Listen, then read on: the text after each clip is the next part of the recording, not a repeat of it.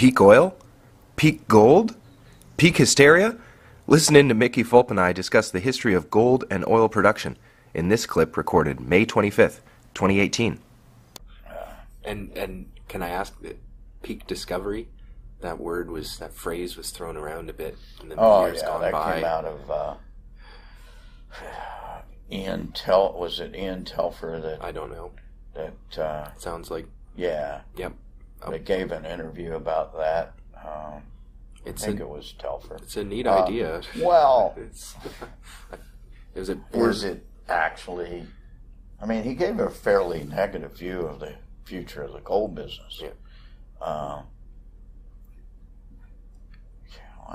About 3 years ago, I said we've reached the peak of gold production. I think I predicted that for 2014, and what's happened in 2015, 2016, 2017, we've seen gold production continue to increase. The projection now is, of most analysts, is 2018 we're going to see a decrease in gold production.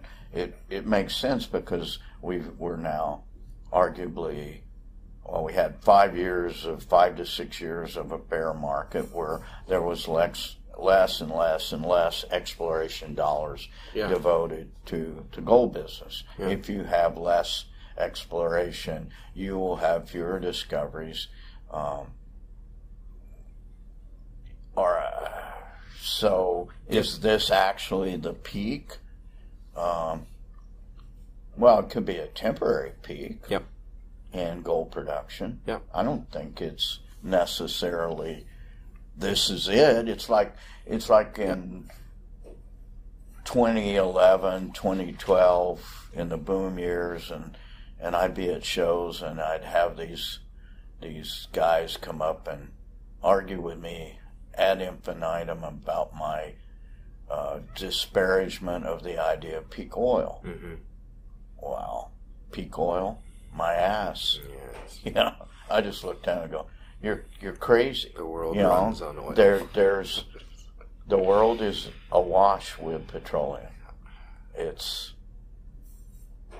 And for any individual field, you know, when King first wrote about this, if you go in and read his article back in, if memory serves, 1959, 1960, somewhere in that time. Amazing. He was talking about giant oil fields and how they reach a peak in production. Yeah. Well, that's what happens in all the oil fields. Natural stuff. And there you have a peak of production, you have a decline curve, and that field never historically reaches those sort of production levels of the boom years. No.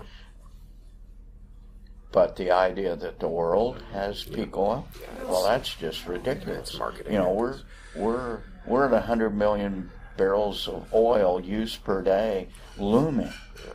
The oil industry for the last 5 years ago now has world oil demands increased about somewhere approaching 1.5% a year. That's not going to end. Yeah. And what's happened? Well, we found the technology to solve a bunch of problems about oil production, and we found it in the U.S., and it's a technology that these are not new technologies. Yeah. You know, horizontal drilling's been around for a long time. Yeah. Hydrofracking, these technologies developed in the 1950s. They were just brought back with new materials and new ideas and new technologies and new ways to directionally drill. Mm. And all of a sudden we have this shale oil boom in the U.S. That shale oil boom, there's no reason to think it will not be restricted to the U.S. Right now it pretty much is, because we being American, the American oil patch industry controls the technology. Yep. And we're going to take that other places. Yep. And other countries are going to, I mean, if you look, they'll figure it out. China's got immense shale oil potential. Argentina has immense shale oil potential. So here's the bottom line. Historically, 70% of the oil's still left in the ground because we don't have the technology to extract it. Yeah. So that's changing. Yeah. Probably in the U.S. right now, it's 67% Yep. remains in the ground. And look what's happened to the Permian Basin. Yep. My gosh, we have more drill rigs drilling in southeast New Mexico. In my little state, now it's not a little state, but compared to the geography of Alberta, it's smaller than Alberta, I'll guarantee you. Yeah. We have more drill rigs drilling today in the Delaware Basin of New Mexico than the number of drill rigs in the entire nation of Canada. Did you know that?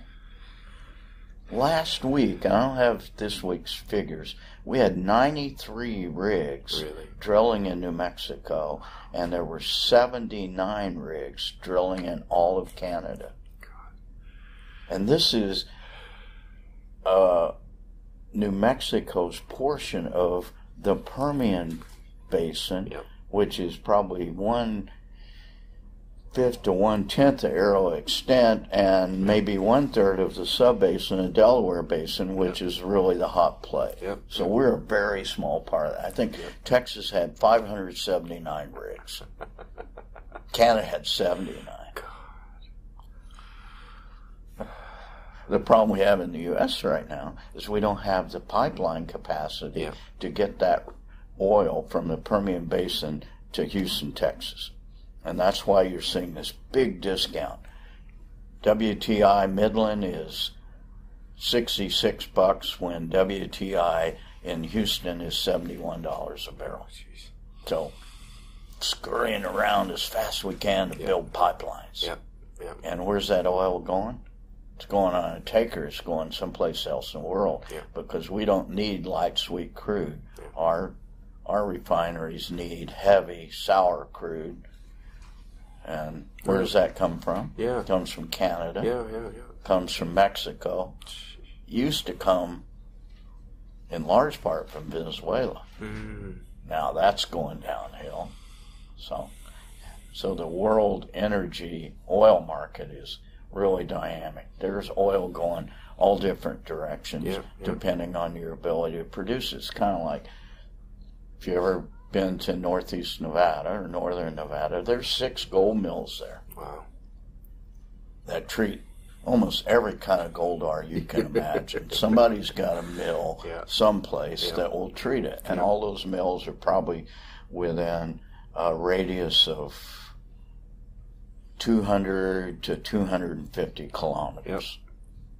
And what happens? Well, you drive I-80 and there's an ore truck going east on I-80 and there's an ore truck going west on I-80 because Barrick produces gold from this mine and they take it, send it over to the Newmont mill, and Newmont's moving ore from this mine to across 100 kilometers to this mill that they may also own. But it's a dynamic thing. That's a market in action. Yeah. That's information is reflected and all that, all the incentives.